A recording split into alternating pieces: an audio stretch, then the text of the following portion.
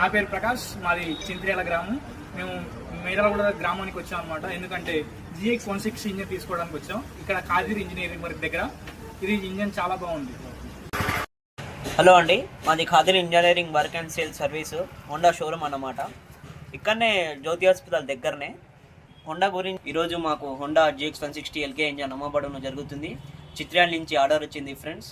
మా దగ్గర హోండా సంబంధించింది సామాన్లు అన్నీ దొరుకుతాయి ఫ్రెండ్స్.